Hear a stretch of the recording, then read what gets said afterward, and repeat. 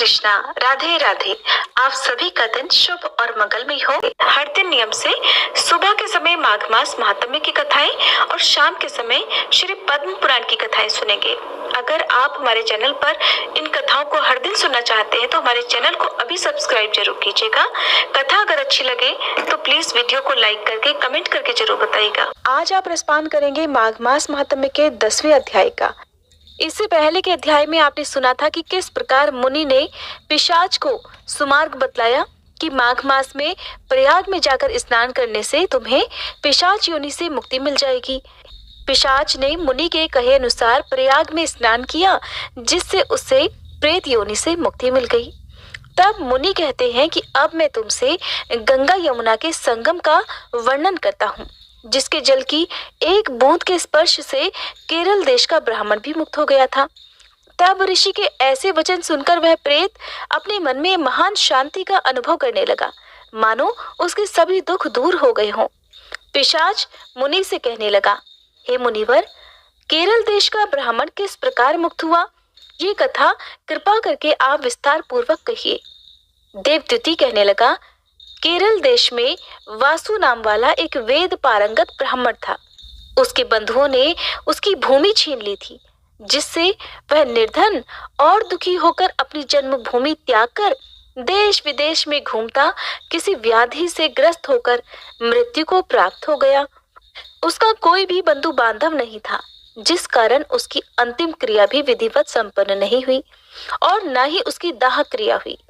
इस प्रकार क्रिया के लोप होने से निर्जन वन में प्रेत बनकर वह चिरकाल तक भटकता रहा। शीत, ताप, भूख, प्यास के दुख से हाहाकार करता हुआ वह नंगे शरीर रोता फिरता था, परंतु उसे कहीं भी सद्गति दिखाई नहीं देती थी। सर्वथा दान न देने से वह अपने कर्म फल को भोगता था।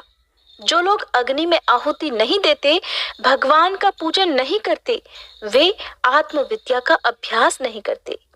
अच्छे तीर्थों से विमुख रहते हैं जो लोग दुखी लोगों को स्वर्ण, वस्त्र, तांबूल, रत्न, फल तथा जल नहीं देते और छल कपट से जीविका प्राप्त करने वाले, दूसरों और स्त्रियों का धन हरण करने वाले, पाखंडी, कुटिल, चोर, बाल, वृद्ध तथा आतुर और स्त्रियों पर निर्दयता करने वाले, आग लगाने वाले, विष देने वाले, झूठी गवाही देने वाले, कुमार्ग पर चलने वाले, माता पिता, भाई बहन, संतान और अपनी स्त्री का त्याग करने वाले, जो सब तीर्थों में दान लेते हैं, पालन करने वाले, स्वामी को त्यागने वाले, गौर तथा भूमि के चोर, वेदों की निंदा करने वाले, वृथा द्रोह करने वाले, प्राणियों पर हिंसा करने वाले, देवता गुरु की निंदा करने वाले, ये सभी बारंबार प्रेत, पिशाच,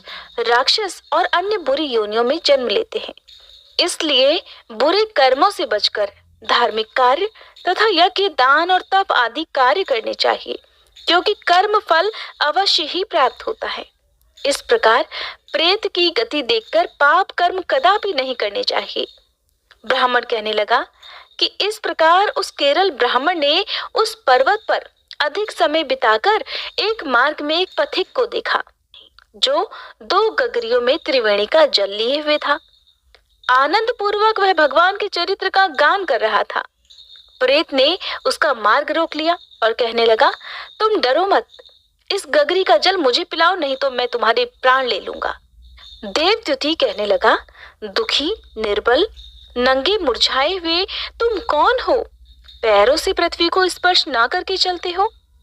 लोमस जी कहने लगे कि प्रेत यह वचन सुनकर कहने लगा कि मेरे ऐसे होने का कारण भी सुन लो। मैंने अपने पूरे जीवन में कभी ब्राह्मणों को दान नहीं दिया। अत्यंत लोभी, क्रियाहीन, दूसरे के अन्न से पलने वाला था। मैंने कभी किसी को भिक्षा नहीं दी, ना मैं दूसरे के दुख से दुखी हुआ। मैंने प्यासे प्राणियों को भी कभी जल नहीं पिलाया। मैंने कभी छाता, जूते आदि का दान भी नहीं किया, ना किसी को जल का पात्र, पान या औषधि दी। ना मैंने अपने घर में कभी किसी अतिथि को ठहराकर उसका सत्कार किया। अंधे, वृद्ध, अनाथ और दीनों को मैंने कभी अन्न से संतुष्ट नहीं किया। न ही किसी रोगी को मुक्त किया, न कभी ब्राह्मण को दान दिया, न कभी अग्नि में हवन किया। वैशाख आदि मास में कभी किसी को ठंडा जल भी नहीं पिलाया। न ही मैंने बड़ या पीपल का कोई वृक्ष लगाया, न किसी प्राणी को बंधन से छुड़ाया। कभी कोई व्रत करके शरीर को नहीं सुखाया। इस कारण मेरा पूर्व जन्म सब बुरे कार्यों में ही व्यतीत हो गया। मेरे पूर्व जन्म के कर्मों से ही मेरी यह गति हुई है।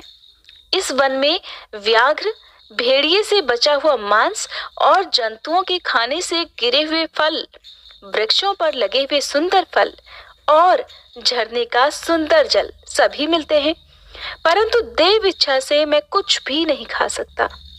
सर्प की तरह केवल पवन भक्षण करके अपना जीवन बिता रहा हूँ। बल, बुद्धि, मंत्र, पुरुषार्थ से लाभ, हानि, सुख, दुख, विवाह, मृत्यु, जीवन, भोग, रोग तथा वियोग में केवल भाग्य ही कारण होता है। कुरूप, मूर्ख, कुकर्मी, निंदित और पराक्रम से हीन मनुष्य भी भाग्य से ही राज्य भोगते हैं। काने, लूले, लंगड़े, नीतिहीन, निर्गुण, नपुंसक भाग्य से राज्य प्राप्त करते हैं। पर्वत पर भी बलवान राक्षस पिशाच रहते हैं, जिनमें से कभी कभी कोई कहीं कहीं वन में फिरते हुए अपने कर्म के अनुसार अन्न जल प्राप्त कर लेते हैं, परंतु आपको उनका भय नहीं होना चाहिए, क्योंकि धर्मात्मा पुरुषों की उनकी पवित्रता ही रक्षा करती है। और ये पिशाच तो आप जैसे भक्त की तरफ आंख उठाकर भी नहीं देख सकते।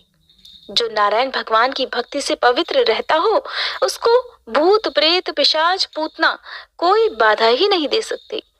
भूत, बेताल, पिशाच, गंधर्व, काकिन, शाकिनी, ग्रह रेवती, यज्ञ मात्र ग्रह, भयंकर ग्रह, कृत्या, सर्प, कुष्मांड और दूसरे दुष्ट जंतु पवित्र वैष्णव की तरफ देख भी नहीं सकते।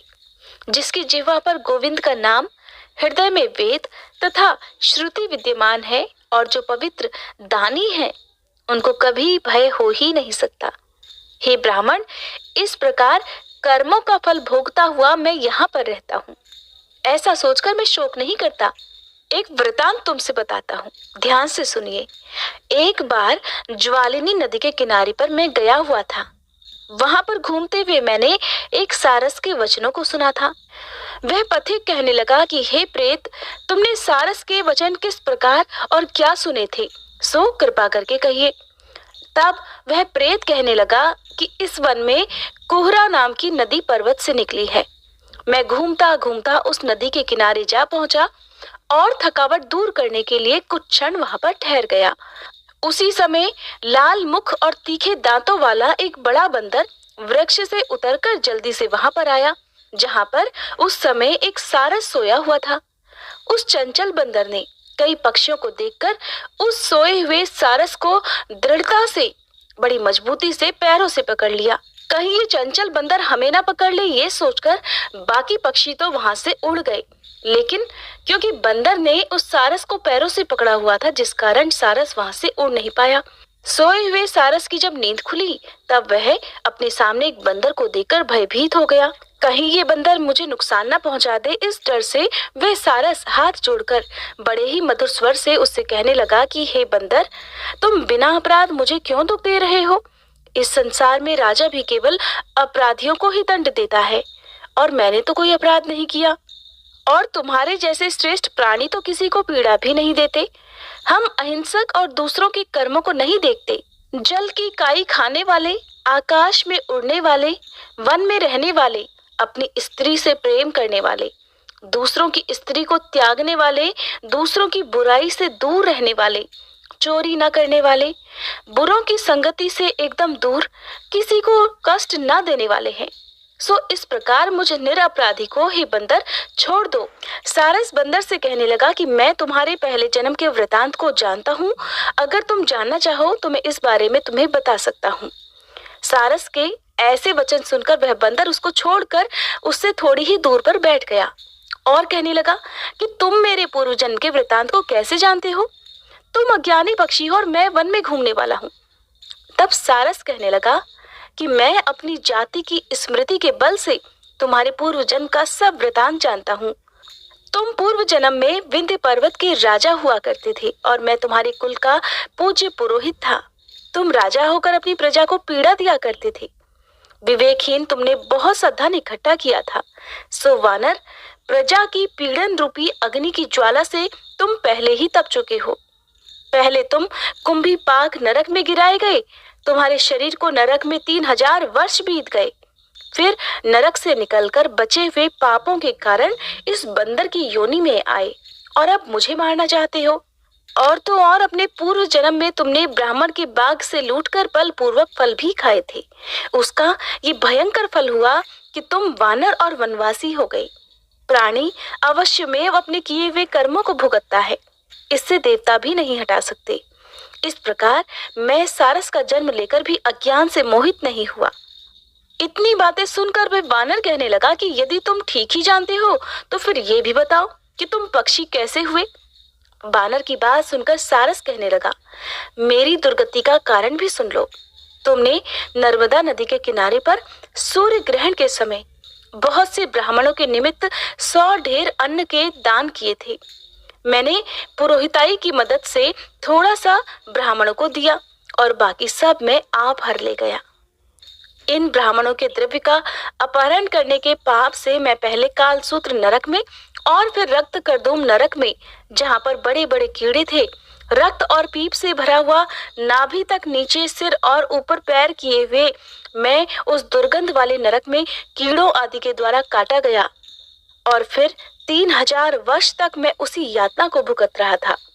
मैं नरक के दुख का तो वर्णन ही नहीं कर सकता। फिर नरक की यातना से मुक्त होकर ये सारस का जन्म मैंने पाया, क्योंकि अपने पूर्व जन्म में अपनी बहन के घर से मैंने कांसे का बर्तन चुराया था। इसको मैंने एक जुआरी को दे दिया। इसी से मैं सारस योनि में आ गया। यह मेरी स्त्री पिछले जन्म में ब्राह्मणी थी। इसने भी कांसे की चोरी की थी। इसी से यह मेरी स्त्री और सारसी बन गई। क्योंकि जब वानर ने उस सोते हुए सारस को पकड़ा था तब बाकी पक्षी तो वहां से उड़ गए थे। केवल सारसी वहां पर रह गई थी, क्योंकि उसके पति को वानर ने पैरों से पकड़ लिया था।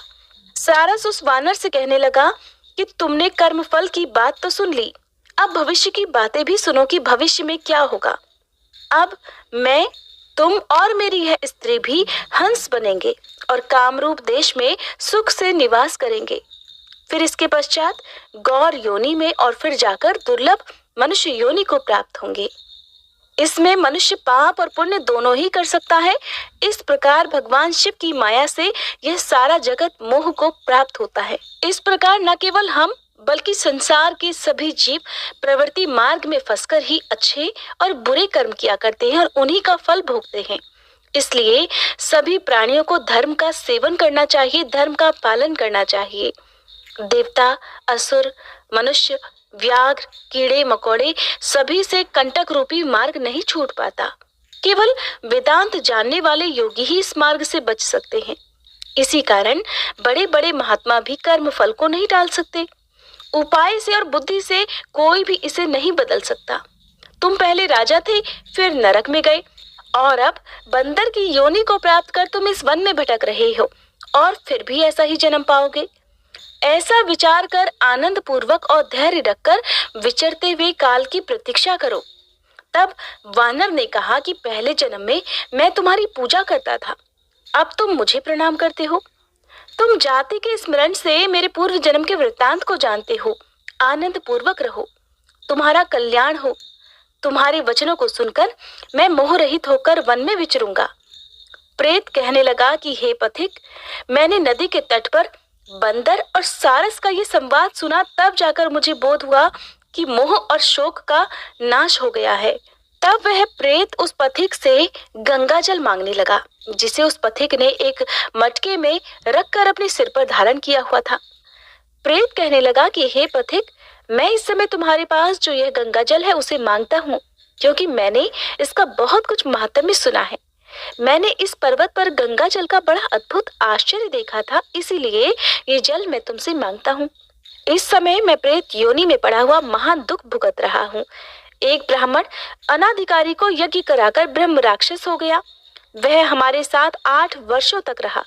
उसके पुत्र ने उसकी अस्थियों को इकट्ठा करके गंगा जी में कनखल स्थान में गिरवा दिया, जिसके फलस्वरूप वह राक्षस तत्व को त्याग कर सद्गति को उसी क्षण प्राप्त हो गया।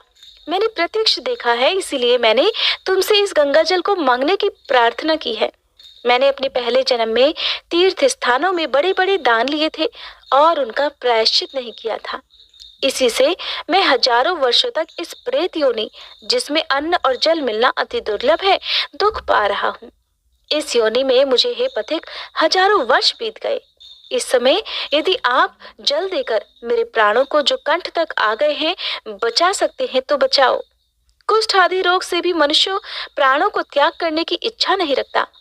देवज्योति कहने लगे कि ऐसे उस प्रेत के वचन सुनकर वह ब्राह्मण बड़ा विस्मित हुआ और वह अपने मन में विचारने लगा कि संसार में पाप और पुण्य के फल अवश्य आ पड़ते हैं। देव, दानव, मनुष्य, कीड़े मकोड़े भी रोगों से पीड़ित होते हैं। बालक और वृद्धों को मरण, अंधा तथा कुबड़ापन, ऐश्वर्य, दरिद्रता, पांडित्य और मूर्खता सब कर्मों से ही प्राप्त होता है। इस कर्म भूमि में जिन्होंने न्याय से धन इकट्ठा किया है वह धन्य है। ये सुनकर वह प्रेत गदगद वाणी में कहने लगा कि हे पथिक, मैं जानता हूँ कि आप सर्वज्ञ हैं। आप कृपा कर मुझे जीवन का आधार ये जल इस प्रकार दो जैसे मेघ चातक को देता है।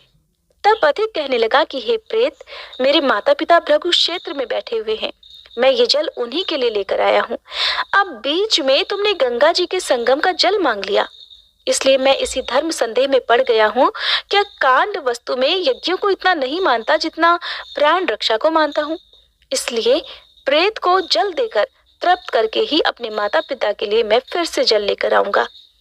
लोमश ऋषि कहने लगे कि इस प्रकार उस पथिक ने गंगा यमुना के संगम का पवित्र जल उस प्रेत को दे दिया। उस प्रेत ने प्रीति पूर्वक उस जल को पिया, जिसके पीने से उसी समय वह अपने प्रेत शरीर को छोड़कर दिव्य देहधारी हो गया। केरल कहने लगा कि बिंदु मात्र गंगा जल से ही वह प्रेत मुक्त हो गया। हम समझते हैं कि ब्रह्मा जी भी इस जल के गुण का वर्णन नहीं कर सकते, नहीं तो भला महादेव जी इस जल को मस्तक पर ही क्यों धारण करते। इस संसार में जो मनुष्य कर्म, वचन और मन के पापों से रंग गए हैं वह गंगा जल के बिना धुल ही नहीं सकते। गंगा जल के सेवन से मुक्ति सदा सन्मुख खड़ी रहती है। जिस पवित्र जल को स्पर्श करने मात्र ही वह प्रेतत्व को छोड़कर मुक्ति को प्राप्त हो जाते हैं।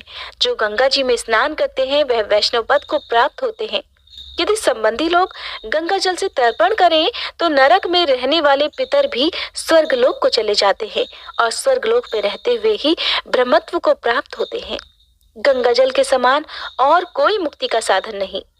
इस प्रकार वह प्रेत वहां से चला गया और 1 मास में जब माघ मास आया तब उसने सुने हुए प्रयाग महात्म्य के अनुसार गंगा यमुना के संगम पर स्नान करके पिशाच शरीर को धारण कर भक्ति पूर्वक नारायण की स्तुति करता हुआ वह द्रविड़ देश का राजा गंधर्वों से सेवित उत्तम विमान पर बैठकर इंद्रपुरी को गया। सो हे द्विज, यह इतिहास पापों का जल्दी ही नाश करता है। इसमें धर्म का ज्ञान होता है। यह पुण्य, यश तथा कीर्ति को बढ़ाने वाला है, ज्ञान तथा मोक्ष को देने वाला है। तुम भी सद्गति पाने के लिए प्रयाग चलो। वहां पर हम ऐसा स्नान करें जो देवताओं को भी दुर्लभ होता है। वहां पर श्राप से पैदा हुआ पिशाचपन सब कुछ नाश को प्राप्त हो जाएगा। इस प्रकार लोमश ऋषि के मुख से अमृतमय मधुर कथा को सुनकर मानो अमृत पीकर सभी प्रसन्न हुए और पाप रूपी समुद्र से पार हो गए। उन्हीं के साथ सभी लोगों ने फिर दक्षिण दिशा की ओर प्रस्थान किया। वशिष्ठ जी कहने लगे कि हे राजा दिलीप, बहुत से जन समूह सहित अच्छोत सरोवर में स्नान करके सुखपूर्वक मोक्ष को प्राप्त हो गए। तब लोमश जी कहने लगे, संसार रूपी इस तीर्थ राजा को सभी श्रद्धा पूर्वक देखिए। यहाँ पर 33 करोड़ देवी देवता आकर आनंद पूर्वक रहते हैं। ये अक्षय वट है जिनकी जड़ें पाताल तक गई हैं और मार्कंडेय ऋषि प्रलय के समय भगवान इसी अक्षय वट का आश्रय लेते हैं। यही भोलेनाथ की प्रिय भगवती भागीरथी है जिसकी सिद्ध लोग सेवा करते हैं। ये गंगा स्वर्ग के हेतु एक पताका के समान है। इसका जल पीकर मनुष्य मुक्त हो जाता है। हे मुनिवर, सभी प्राणी इस नदी को यमुना से मिली हुई पाते हैं और इसका संगम बड़े पुण्य से प्राप्त होता है। इस पवित्र संगम में स्नान करने से जन्म मृत्यु रूपी दावानल से कोई तपता नहीं, परंतु ज्ञान प्राप्त करके मुक्त हो जाता है। यहाँ पर स्नान करने मात्र से सभी प्राणी बिना ज्ञान के भी मुक्त हो जाते हैं। इसीलिए श्री ब्रह्मा जी ने यहाँ यज्ञ करने की इच्छा की थी। इसी संगम में भगवान श्री हरि ने स्त्री प्राप्ति की इच्छा से स्नान करके लक्ष्मी जी को प्राप्त किया था। यहाँ पर त्रिशूलधारी भोलेनाथ ने त्रिपुर दैत्य को मारा था और प्राचीन काल में उर्वशी स्वर्ग से गिरी थी तथा स्वर्ग पाने की इच्छा से यहाँ पर ही उसके स्नान करने से नहुष कुल के राजा ययाति ने वंशधर पुत्र प्राप्त किया था। यहीं पर देवराज इंद्र ने प्राचीन काल में धन की इच्छा से स्नान किया था और माया से कुबेर के सब धन को प्राप्त कर लिया था। प्राचीन काल में नारायण तथा नर ने हजारों वर्ष तक प्रयाग में निराहार रहकर उत्तम धर्म किया। यहाँ से जैगाशव्य सन्यासी ने महादेव जी जैसी शक्ति वाले से विजय प्राप्त की थी और अणिमा आदि योग के अति दुर्लभ ऐश्वर्य प्राप्त किए थे। इसी क्षेत्र में तपस्या करके श्री भारद्वाज सप्त ऋषियों में सम्मिलित हुए। इस प्रकार जिन्होंने भी इस संगम में स्नान किया उन सभी को स्वर्ग की प्राप्ति हुई। इसलिए हमारे विचार से तुम त्रिवेणी में स्नान करो। इस स्नान से पहले किए हुए तुम्हारे सब पाप नष्ट हो जाएंगे और संपूर्ण वैभवों को तुम प्राप्त हो जाओगे। ऋषि के इस प्रकार के सत्य वचन सुनकर सभी त्रिवेणी में स्नान करने लग गए और उसी स्नान करने से सबकी पिशाचता भी नष्ट हो गई। श्राप से मुक्त होकर उन्होंने अपना शरीर धारण कर लिया। वेद निधि ने अपनी संतान को देखकर प्रसन्न होकर लोमश ऋषि को संतुष्ट किया और कहा, आपके अनुग्रह से ही श्राप से मेरे पुत्र विमुख हो गए हैं। अब हे ऋषिवर, आप इन बालकों के योग्य धर्म को कहिए। तब लोमश ऋषि कहने लगे कि इस युवा कुमार ने वेदों का अध्ययन समाप्त कर लिया है, इसलिए इन कन्याओं के प्रीति पूर्वक कर कमलों को ग्रहण करें। तब लोमश ऋषि तथा अपने पिताजी की आज्ञा से इस ब्रह्मचारी ने 5 कन्याओं से विवाह कर लिया और इस प्रकार इन कन्याओं के सभी मनोरथ पूर्ण हो गए। जिसके घर में लिखा हुआ यह महात्म्य पूजा जाता है, वहां नारायण भगवान ही पूजे जाते हैं। पुष्कर तीर्थ में, प्रयाग में, गंगा सागर में, देवालय में, कुरुक्षेत्र में और विशेष रूप से काशी में जाकर इसका पाठ अवश्य करना चाहिए। यदि आप पाठ ना कर पाए तो इस महात्म्य को सुनना अवश्य चाहिए। पुष्कर तीर्थ में ग्रहण के समय इसके पाठ का 2 गुना फल प्राप्त होता है और मरने के बाद मोक्ष की प्राप्ति होती है। जय श्री कृष्ण। आज का अध्याय समाप्त हुआ। श्री कृष्ण गोविंद हरे मुरारी, हे नाथ नारायण वासुदेवा। अगर आपको आज की कथा अच्छी लगी हो तो लाइक करना ना भूलें। साथ में कमेंट बॉक्स में राधे राधे लिखें।